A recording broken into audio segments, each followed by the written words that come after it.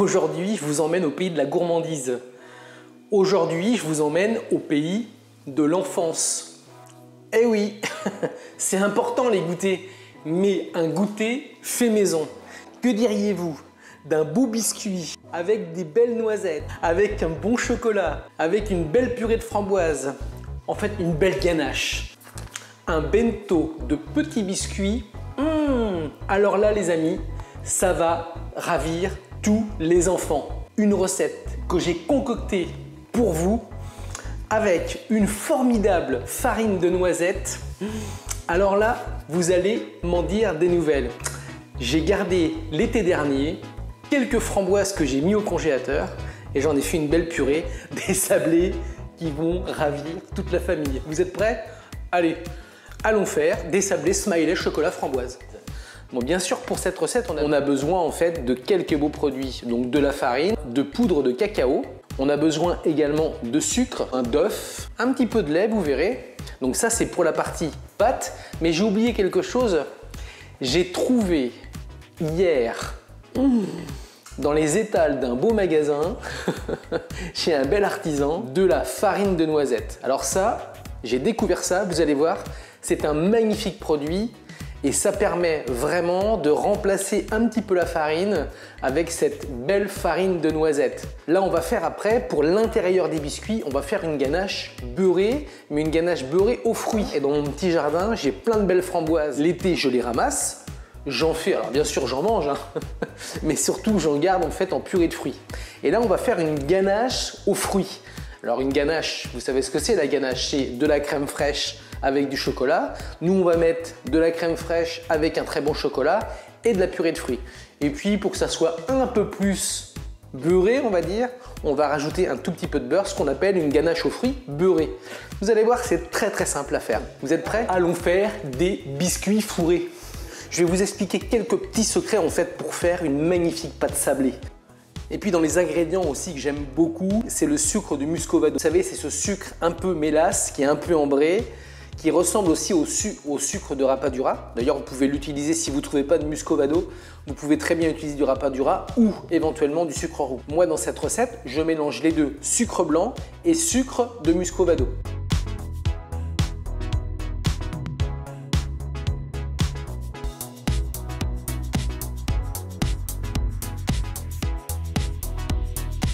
Donc une fois que j'ai réuni dans mon bol de batteur mon beurre en pommade, mon sucre mélangé, muscovado plus sucre blanc et mon sel, je vais venir avec ma palette battre pour que ça devienne très crémeux.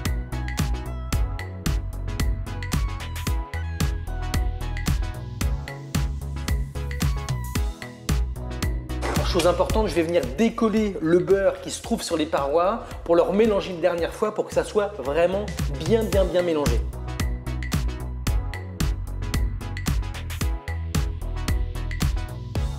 Mon beurre est bien mélangé avec mon sucre et mon sel. Maintenant, je vais pouvoir venir sabler avec la farine.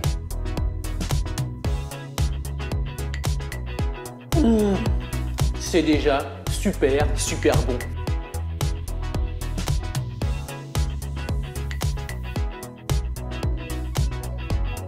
Et ça, je fais ça à la main, c'est beaucoup mieux.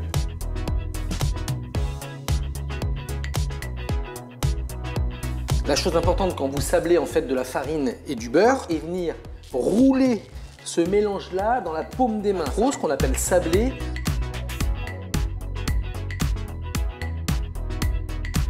On va venir maintenant incorporer l'œuf, un petit peu de lait et puis ça c'est aussi un petit secret, la poudre de cacao pour lui donner une nuance chocolatée et bien sûr la fameuse farine de noisette.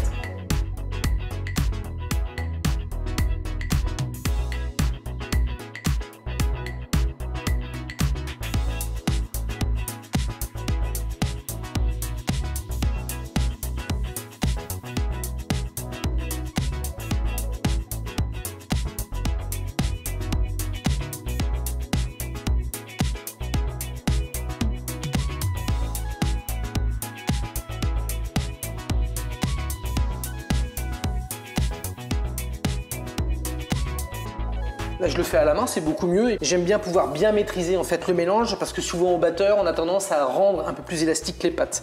Alors, ce qui est important quand vous avez bien fait ce mélange avec le beurre, la farine, plus ensuite la poudre de noisette et la poudre de cacao, de bien venir comme ça fraiser, ça c'est le bon terme, pour que tout soit bien mélangé. Ensuite, la pâte va vraiment bien se mélanger.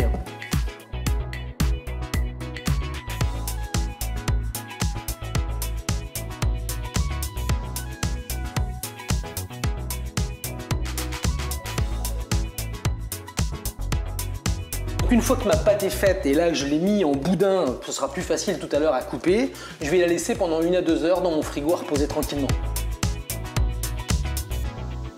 Allez, je vais chercher la pâte et on va l'étaler avec un rouleau.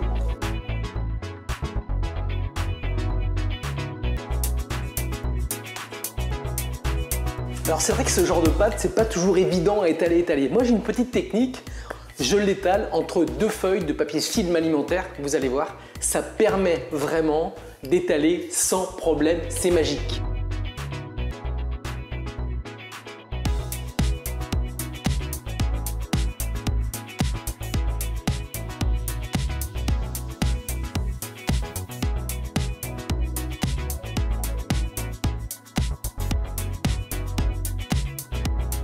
Je vais venir à peu près l'étaler à 2-3 mm d'épaisseur, pas plus que ça.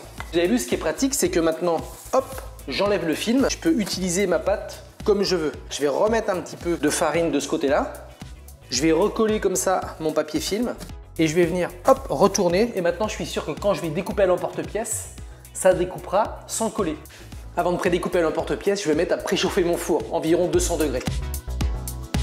Et je le mets à préchauffer en air pulsé. Allez, maintenant, il est temps de découper à l'emporte-pièce plutôt cannelé mes petits biscuits.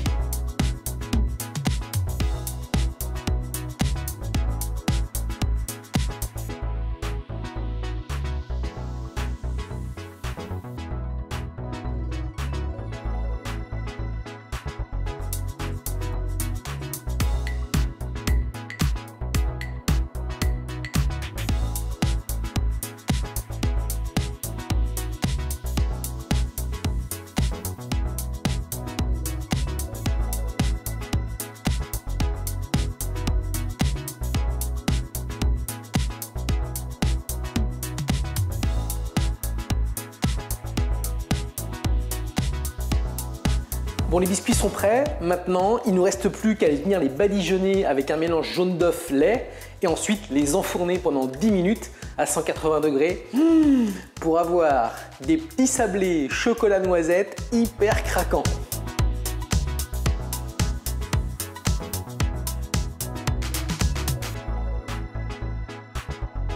Allez, on y va. On va badigeonner pour que ça soit bien brillant.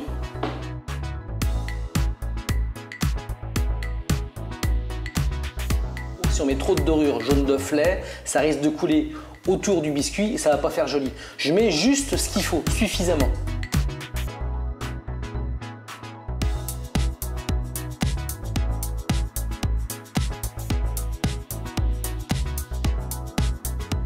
Vous allez voir, pour leur redonner une toute petite touche d'originalité, je vais rajouter aussi quelques brisures de noisettes. Ça va les rendre encore beaucoup plus croustillants. Mais je vais pas le faire sur tous, on va faire la moitié.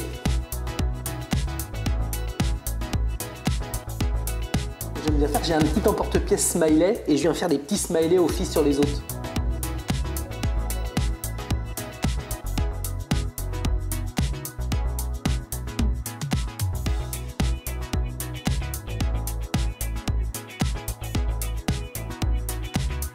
On est prêt pour pouvoir les mettre au four pendant 10 minutes à 180. Pensez bien, hein, on a fait préchauffer le four.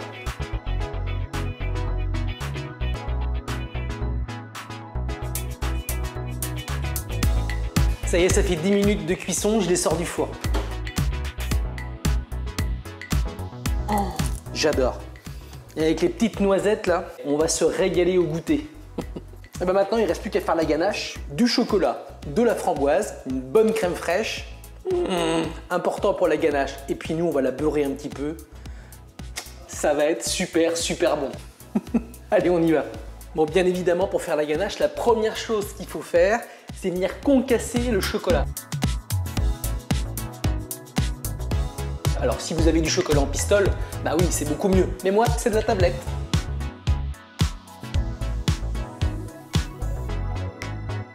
Plus vous allez bien couper fin le chocolat, plus votre ganache va être faite rapidement.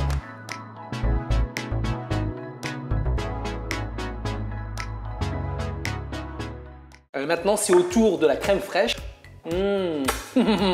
qu'on va mettre à bouillir avec le coulis de framboise de mon jardin.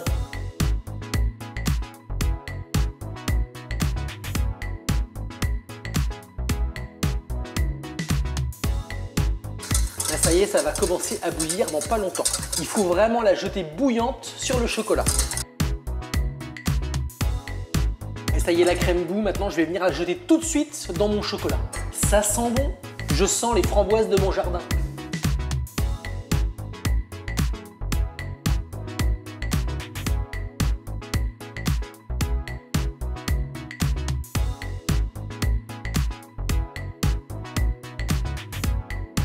J'ai pas mélangé au fouet tout de suite parce que si je le fais au fouet, les chocolats vont se bloquer au milieu. Je commence avec une spatule ou une maryse et continuer au fouet pour le lisser.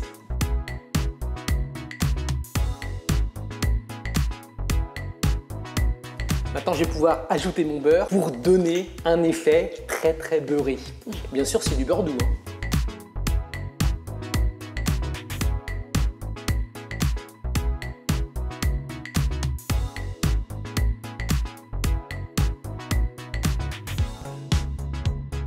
Bon, maintenant, on va la faire durcir un petit peu. On va la mettre au réfrigérateur et ensuite, on la remélangera bien comme il faut pour qu'elle devienne crémeuse. Et ensuite, on pourra garnir nos petits biscuits Smiley noisettes.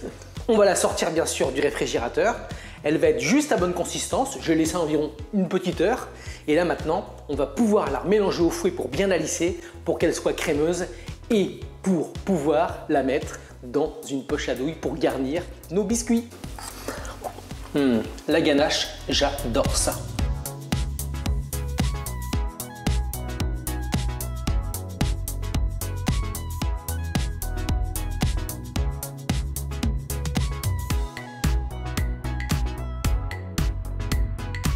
Puis j'ai pris une douille unie, simple, d'1,5 cm. Et là, je vais venir mettre au milieu de mon biscuit une bonne noix en fait de ganache. Et ensuite, je ramènerai un deuxième biscuit. Je l'aplatirai un peu pour que ça fasse un disque parfait de ganache.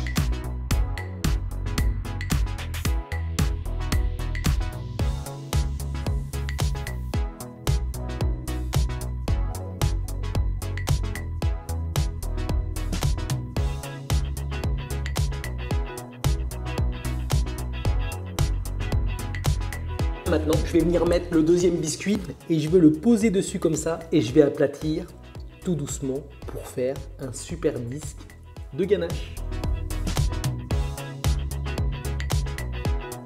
Je peux vous assurer, c'est super gourmand.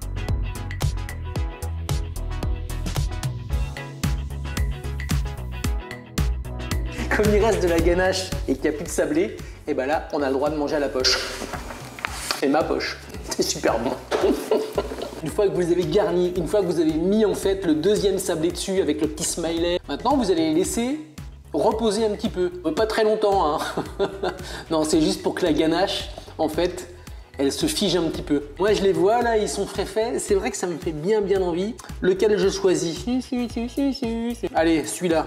Alors celui-là, pourquoi? Parce que il est super garni en fait. Tout simplement. Alors quand il est bien garni comme ça, bah, tout de suite, bah, c'est beaucoup plus gourmand. Moi, ça me rappelle vraiment les goûters après la piscine le mercredi après-midi. Ouais. Vraiment, cette farine de noisette, elle est exceptionnelle. Si vous ne voulez pas mettre de noisettes, vous mettez que de la farine, ça marche pareil. Et bah c'est bon, je recommence.